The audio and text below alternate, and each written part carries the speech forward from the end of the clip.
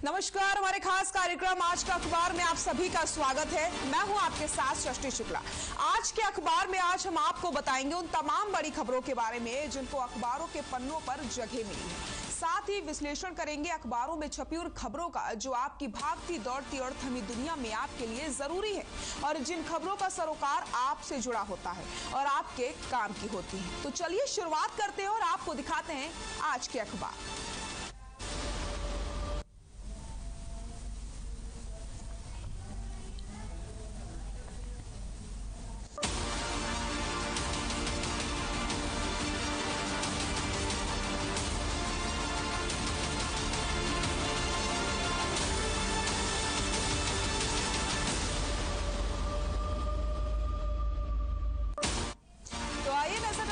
पहली खबर पर अखबार पंजाब केसरी ने इस खबर को अपने अखबार के पन्ने में जगह दी है। सीएम मनोहर लाल 2 दिवसीय गुरुग्राम के दौरे पर हैं। आज सीएम के दौरे का दूसरा दिन है। सीएम ने दौरे के पहले दिन खरखौदा में मारुति प्लांट को लेकर के बैठक करी है। सीएम ने कहा कि हरियाणा इंटरप्राइजेस प्रमोशन सेंटर की बैठक में प्रदेश के खरखौदा में लगभग 900 एकड़ भूमि पर मारुति का नया प्लांट स्थापित करने के लिए क्लियरेंस दी गई है। उन्होंने कहा कि इससे मारुति की प्रोडक्शन और ज्यादा बढ़ेगी, जिससे प्रदेश में ऑटोमोबाइल सेक्टर को बढ़ावा मिलेगा।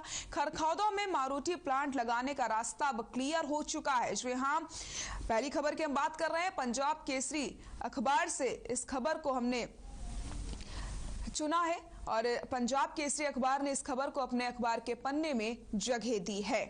सीएम मनोहर लाल 2 दिवसीय गुरुग्राम के दौरे पर हैं। आज सीएम के दौरे का दूसरा दिन है, तो वहीं खरखौदा में मारुति प्लांट लगाने का भी रास्ता अब क्लियर हो चुका है। और हमारे साथ 2 खास मेहमान भी जुड़ गए हैं।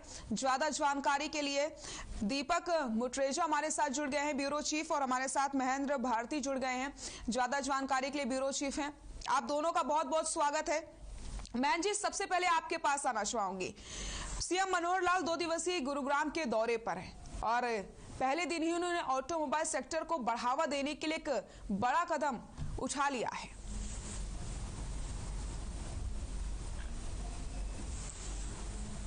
बिल्कुल, आपको बताऊं कि जिस प्रकार से मुख्यमंत्री ने लगातार जो दौरे की है, आज दूसरे दिन का दौरा उनका है। हालांकि जो मारुति प्लांट बनाने का जो रास्ता साफ हुआ है, इससे काफी फायदा प्रदेश की इंडस्ट्री को भी होगा, प्रदेश के लोगों को भी होगा, क्योंकि रोजगार के अवसर भी इससे जरूर पनपेंगे।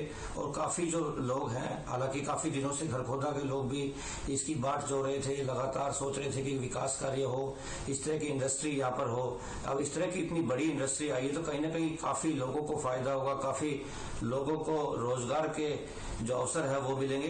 तो देखा जाए तो काफी बड़ा फैसला जो है मुख्यमंत्री का है, तो काफी प्रगति हरियाणा के अंदर इस प्रकार से होगी। बिल्कुल अमैन जी, बिल्कुल सही कहा आपने। हमारे साथ दीपक मुटरेजा जी जुड़ गए हैं और ज्यादा जानकारी के लिए ब्यूरो चीफ हैं। दीपक जी, आपके पास आना चाहूंगी। जिस तरीके से मुख्यमंत्री मनोहर लाल का गुरुग्राम दौरा है और आज दौरे को लेकर के दूसरा दिन है, तो क्या कुछ आज के कार्यक्रम होने वाले हैं और कौन कौन सी सौगात आज मुख्यमंत्री दे सकते हैं?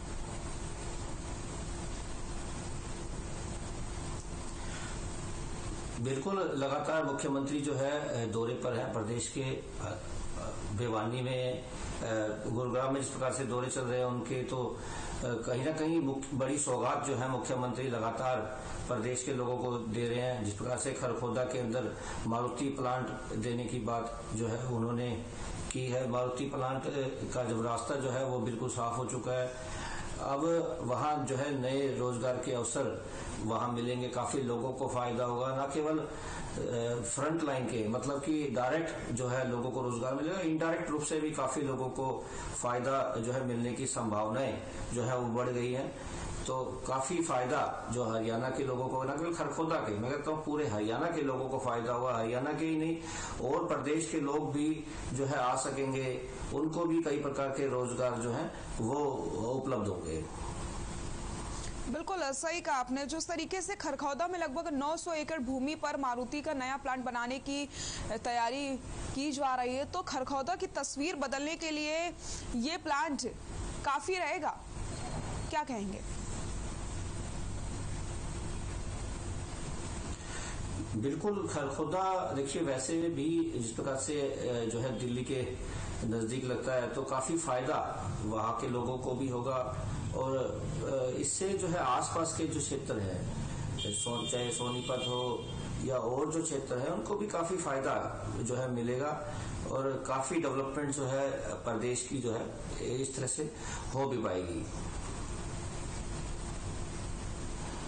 बिल्कुल सही कहा आपने। तो ये तो हमने बात करी सीएम मनोहर लाल 2 दिवसीय गुरुग्राम के दौरे पर है और यहाँ पर उन्होंने एक बड़ी सौगात खरखौदा को दी है। आपको बताते चले अब खरखौदा में मारुति प्लांट लगाने का जो रास्ता है वो पूरी तरीके से साफ हो गया और इस मारुति प्लांट लगने के बाद से खरखौदा की कहीं ना कहीं तस्वीर बदलेगी, लोगों को रोजगार मिलेगा और बहुत ज्यादा लाभ यहाँ पर आने वाले समय में लोगों को होने वाला है। तो ये पहली खबर की हम बात कर रहे थे, जहाँ पर 2 दिवसीय दौरे पर थे मनोहर लाल हैं और आज दौरे का दूसरा दिन है। गुरुग्राम को वो कई बड़ी सौगात भी दे सकते हैं। कल उनका दौरे का पहला दिन था और आज की अगर बात करते तो आज दौरे को लेकर के दूसरा दिन है और सीएम ने दौरे के पहले दिन ही खरखौदा को इतनी बड़ी सौगात दी है। मारुति प्लांट को लेकर के उन्होंने बैठक करी, तो यानी कि अब मारुति प्लांट बनाने को लेकर के जो चीजें सामने आ रही थी अब उसका क्लियर हो गया है रास्ता और मारुति प्लांट खरखौदा में 900 एकड़ की भूमि पर बनेगा।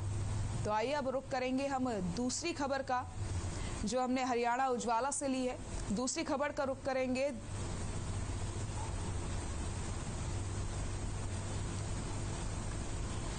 तो आज के अखबार में हम लगातार बात कर रहे हैं उन तमाम बड़ी खबरों के बारे में जिन्हें अखबार के पन्ने में जगह मिली है।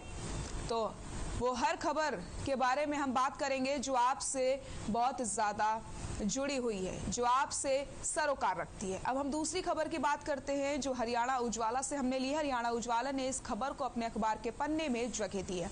दिल्ली एनसीआर में हवा जहरीली होती जा रही है। दिल्ली की हवा को विश्व की सबसे ज्यादा जहरीली हवा बताया जा रहा है। हालांकि दिल्ली सरकार ने बढ़ते प्रदूषण को लेकर के 1 हफ्ते के लिए स्कूल और सरकारी दफ्तरों को बंद कर दिया है। तो विश्व में दिल्ली की हवा सबसे ज्यादा जहरीली हो चुकी है, जो एक चिंता की बात है। और कल सुप्रीम कोर्ट ने भी प्रदूषण को लेकर के सवाल पूछा है केंद्र सरकार से कि प्रदूषण को रोकने के लिए अभी तक क्या कुछ कदम उठाए गए हैं। तो प्रदूषण लगातार बढ़ता चला जा रहा है। दिल्ली एनसीआर की जो हवा है वो जहरीली होती चली जा रही है, जो कि एक चिंता वाली बात है। ये खबर आप सभी के लिए चिंता वाली बात है क्योंकि प्रदूषण लगातार बढ़ रहा है। लोगों को आंखों में जलन का सामना करना पड़ रहा है, सांस लेने में लोगों को तकलीफ हो रही है। जो हार्ट के पेशेंट्स हैं उनमें लगातार बढ़ोतरी होती चली जा रही है। तो हरियाणा उजाला से इस खबर को हमने चुना है आपके लिए, जो हम बता रहे हैं जहां पर दिल्ली एनसीआर की जो हवा है वो बेहद जहरीली हो गई है और सांस लेने में लोगों को मुश्किलों का सामना करना पड़ रहा है। सरकार ने बढ़ते प्रदूषण को लेकर के आपको बताते चले 1 हफ्ते के लिए स्कूल और सरकारी दफ्तरों को भी बंद करने का ऐलान कर दिया है। तो फिलहाल लोगों का सांस लेना मुश्किल हो चुका है क्योंकि दिल्ली एनसीआर की जो हवा है वो जहरीली होती चली जा रही है। महेंद्र भारती जी आपके पास आना चाहूंगी। दिल्ली की हवा और ज्यादा जहरीली हो चुकी है। विश्व में सबसे ज्यादा जहरीली हवा बताई जा रही है दिल्ली की हवा। चिंता वाली बात है ये।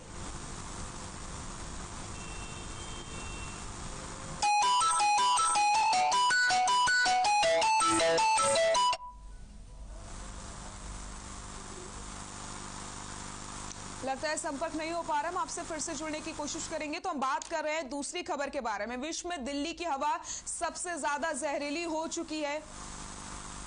हरियाणा उजाला अखबार से इस खबर को हमने चुना है आपके लिए। तो आज के अखबार के इस खास कार्यक्रम में हम बात करते हैं उन तमाम खबरों के बारे में जिन्हें अखबार के पन्ने में जगह मिली होती है और हमारा मकसद यही होता है कि आपकी भागती दौड़ती जिंदगी में आप इतने ज्यादा व्यस्त हो जाते हैं कि आप अखबार नहीं पढ़ पाते। इसलिए हम खास कार्यक्रम आपके लिए लेकर के आए हैं ताकि आप भी अखबार की दुनिया से रूबरू हो सके। महेंद्र भारती आपके पास आना चाहूंगी। सबसे चिंता वाली बात यह है कि विश्व में दिल्ली की जो हवा है वो सबसे ज्यादा जहरीली हो चुकी है।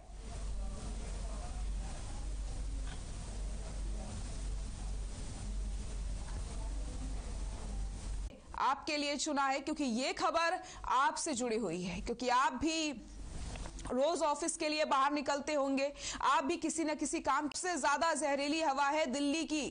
चिंता वाली बात है ये।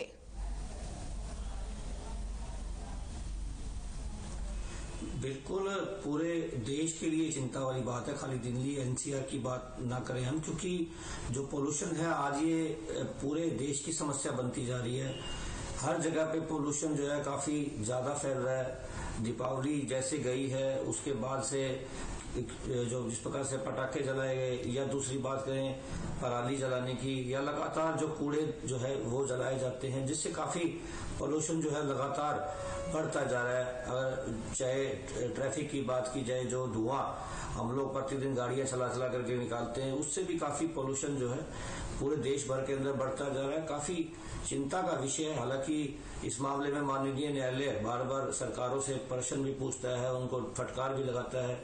हालांकि इससे परेशानियां बुजुर्ग लोगों को काफी ज्यादा होती हैं, उनको दिल की बीमारियां भी होती हैं, और जो लोग बाहर जाते हैं अपने काम के लिए प्रतिदिन उनको आंखों में जलन की समस्या का सामना करना पड़ता है, या और जो बीमारियां हैं वो भी लगातार जो है इस पोल्यूशन की वजह से बढ़ती जा रही है। हालांकि डॉक्टर्स भी बार बार कहते हैं, उनका भी यही कहना होता है कि पोल्यूशन को कम किया जाए, नहीं तो ये और ज्यादा बढ़ जाएगा तो काफी परेशानियां आम जन को ही होगी, उससे कोई नहीं बच पाएगा, चाहे वो किसी भी क्षेत्र का व्यक्ति हो। पोल्यूशन सबसे बड़ी समस्या आज के समय में बनी हुई है, और सरकारों को मिलकर के इसके ऊपर फैसला भी लेना चाहिए। हालांकि जो देश की सरकार है वो अब इस मामले पे आगे बढ़ जरूर रही है। जिस प्रकार से इलेक्ट्रिक वाहनों का प्रयोग करने के ऊपर जिस प्रकार से कहा जा रहा है कि इलेक्ट्रिक वाहन ज्यादा से ज्यादा प्रयोग करें, उससे पोल्यूशन कम होगा, तो ऐसा हो सकता है कि पोल्यूशन कम हो जाए और आगे की जो लाइफ है वो काफी अच्छी भी हो जाए। लेकिन फिलहाल की जो बात करें तो फिलहाल पोल्यूशन ज्यादा होने के कारण काफी समस्याएं आम जनता को जो है झेलनी पड़ती हैं। बिल्कुल सही कहा आपने दीपक जी, लेकिन जिस तरीके से प्रदूषण लगातार बढ़ता चला जा रहा है, कहीं ना कहीं कदम उठाने की जरूरत है, क्योंकि वाकई ये चिंता वाली बात है, क्योंकि हवा लगातार जहरीली होती चली जा रही है। जो हार्ट पेशेंट्स हैं वो लगातार बढ़ते चले जा रहे हैं। बिल्कुल, जिस प्रकार से पोल्यूशन अगर यूं ही बढ़ता रहा तो काफी समस्याएं और भी बढ़ेंगी। हालांकि पर्यावरण दिवस के अवसर पर जरूर हम लोग एक पौधा लगा देते हैं। हालांकि एक पौधा भी जरूरी है लगना भी, तो ज्यादा से ज्यादा लोगों को केवल पर्यावरण दिवस पर ही नहीं और अन्य दिवस के अवसर पर भी जो है पौधे लगाने चाहिए, ताकि इस पोल्यूशन की जो बीमारी है इससे राहत पा सकें। और लोगों को खुद भी समझना होगा कि वो इस तरह से पोल्यूशन ना फैलाएं, कोशिश करें कि जो पोल्यूशन है वो ना फैले। उसके लिए जो भी जिम्मेवार है, चाहे वह स्वयं भी जिम्मेवार हो, तो उसके लिए उन्हें खुद भी फैसला लेना चाहिए कि इस तरह से कार्य ना करें, क्योंकि उनके लिए भी यह जो है काफी खतरनाक साबित हो सकता है। क्योंकि पोल्यूशन में तो वो भी जी रहे हैं, बीमारी उनको भी लग सकती है, तो बचना चाहिए इन लोगों से। बिल्कुल सही कहा आपने। तो ये तो बात थी, हमने दूसरी खबर की है, जहां पर लगातार प्रदूषण बढ़ता चला जा रहा है, हवा लगातार जहरीली होती चली जा रही है, तो सांस लेने में लोगों को तकलीफ हो रही है। और अब बात कर लेते हैं तीसरी खबर की। अमर उजाला अखबार ने इस खबर को अपने अखबार के पन्ने में जगह दी है। खेलों में देश का नाम अंतर्राष्ट्रीय स्तर पर चमकाने वाले प्रदेश के खिलाड़ियों का जलवा खेल पुरस्कारों में भी देखने को मिला है। पहली बार प्रदेश के 12 खिलाड़ियों को एक साथ खेल रत्न और अर्जुन अवार्ड से नवाजा गया है। साथ ही 4 पूर्व प्रशिक्षकों को भी द्रोणाचार्य अवार्ड मिला है। पुरस्कार पाने वाले हरियाणा के 12 खिलाड़ियों और 4 प्रशिक्षकों में 6 खिलाड़ी और 1 प्रशिक्षक अकेले सोनीपत से है। इनमें से भी 3 खिलाड़ियों ने खेल रत्न पाया है। एक साथ इतने राष्ट्रीय खेल पुरस्कार मिलने से राज्य के खेल प्रेमी भी गदगद हैं। खेल रत्न पाने वालों में सबसे पहला नाम नीरज चोपड़ा का सामने आ रहा है। पानीपत के गांव खदरा के इस लाडले ने जेवेलियन थ्रो में पहली बार स्वर्ण पदक जीत करके पूरे देश को गौरवान्वित किया था। वहीं सोनीपत के नहरी के रहने वाले रवि धैया ने कुश्ती में रजत पदक जीता था। इसके अलावा पैरालंपिक में स्वर्ण जीतने वाले खेवड़ा गांव के सुमित आंतिल और पैरालंपिक निशानेबाजी में स्वर्ण पदक जीतने वाले कथूरा के मनीष नरवाल को भी खेल रत्न से नवाजा गया है। तो लगातार 8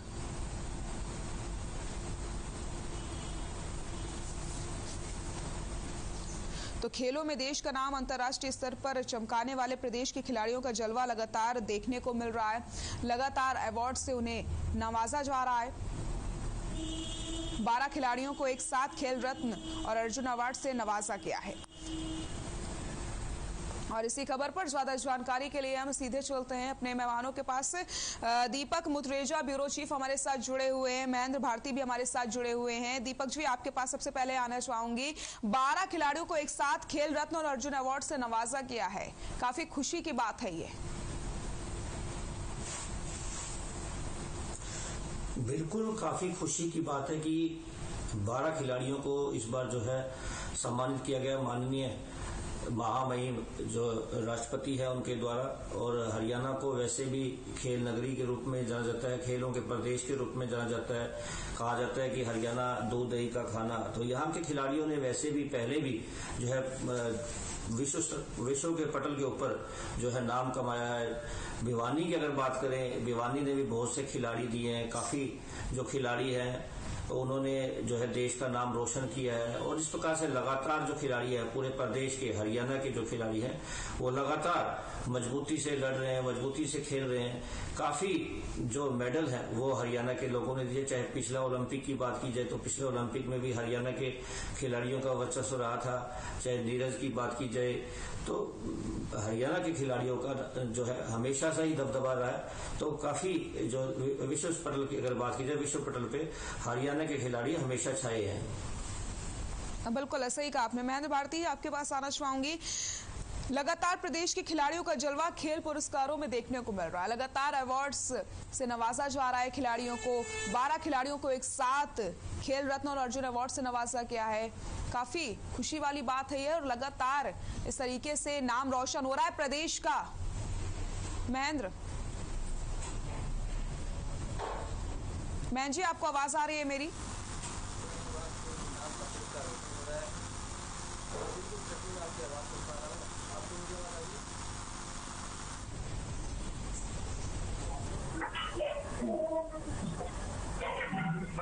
हाँ जी, आपको आवाज आ रही? जी, आपकी आवाज आ रही है, बात पूरी करिए। हेलो, बात पूरी करिए, आपकी आवाज मिल रही है।